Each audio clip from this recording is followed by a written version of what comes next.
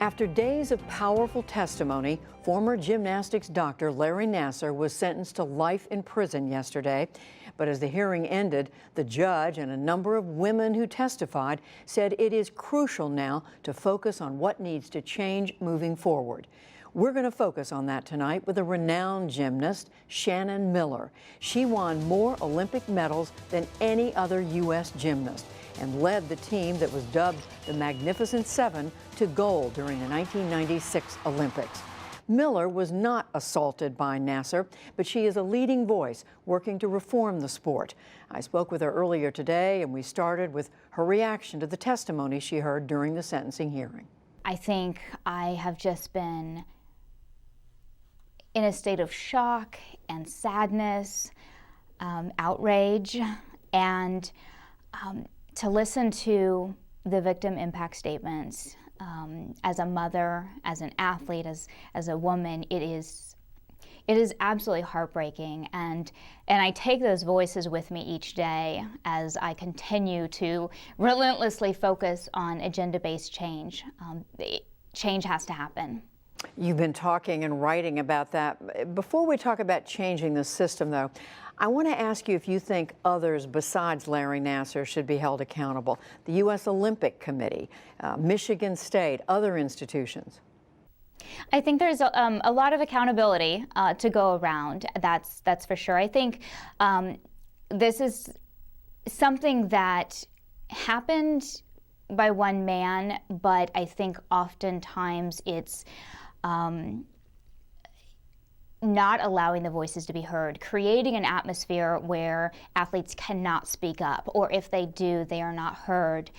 Things are not followed through on. So I think there is a great amount of accountability that needs to take place, and I think certainly within USA Gymnastics, one of the things that is of utmost importance is not just the new CEO that has come in and a change in leadership, but really a change throughout the organization, from the board of directors to certain personnel. I think there's a lot of people in the gymnastics community. In fact, I would say a majority of the gymnastics community, they want to see change, they want to do better, and it starts with holding people accountable.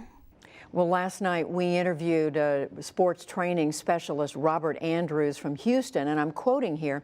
He said there are quite a few gyms out there with horribly abusive coaches running the show. And he said on the women's side, there is a tremendous amount of psychological abuse, shaming, humiliation. Is that the system that needs fixing? It's incredibly difficult to watch this unfold because this is not the gymnastics I knew. This is not the gymnastics experience that I faced. I mean, I had my personal coaches, I lived at home, I went to public school, I trained, and I got to go out and represent my city and my state and my country. That's the gymnastics I know and I love. It's about flipping and tumbling. It is not about whether or not your child is safe on any level when they go into the gym, other than maybe an injury or two. And we have to have comprehensive abuse prevention education. It needs to be mandatory for every member of USA Gymnastics, and it needs to be available for all children, all athletes, parents, coaches, administration. It can be age appropriate, and that's great, but it covers all types of abuse, including bullying and body shaming and cyberbullying.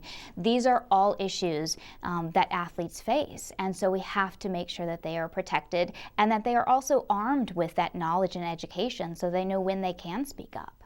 So how confident are you that that re-education can take place when this other system has been in place for so long? You know, the interesting thing is I am more confident than ever that change can take place.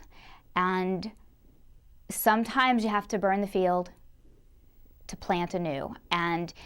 And that's the thing that we're focused on here. I mean, these victims and not victims, survivors that have been through this ordeal, and they have had the courage to speak up and speak out. So let's use that. And again, I think there's so many gyms across the country. There are so many athletes, there are parents, there are people that want to see that change, and they want to help with that change. They want this to be a safer and more empowering sport. So if we unite and we get together, we can power through the difficult conversations and the processes and the best practices. All of those things can happen. They are out there. A lot of the things I talk about are common sense. You don't have a trainer in the same room with a female athlete alone. So there's hundreds, if not thousands, of these small things that are absolute common sense that you can put into place. And I think now is the time for change. And it's already begun. I would like it to go faster, and that's why I'm continuing to push hard moving forward. You mentioned the parents.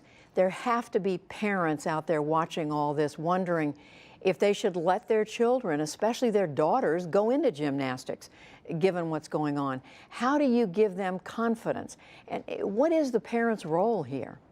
I think the parent's role, and I'm a parent of two small children who both will go into the gym this Saturday, but I think it's our role to worry and to be a part of it and to be concerned and to be educated, but it's hard. And I think it's important that that there's an understanding that it's not just about one person or one segment. It's about making sure that the coaches are educated and the athletes as well, the parents as well. But we all know as parents, we cannot be with our children 24/7, whether it's at school or any other sport or gymnastics or a field trip. We cannot be in control of them 24/7 as much as we would like. So we have to make sure that we are creating places that are as safe as possible. And I think part of that is making sure that this education is mandatory and that there are very specific guidelines that these gyms, if you want to be a USA Gymnastics member club, then there are very strict guidelines on what you have to follow in order to have that designation. Shannon Miller, we thank you so much for talking with us. Thank you.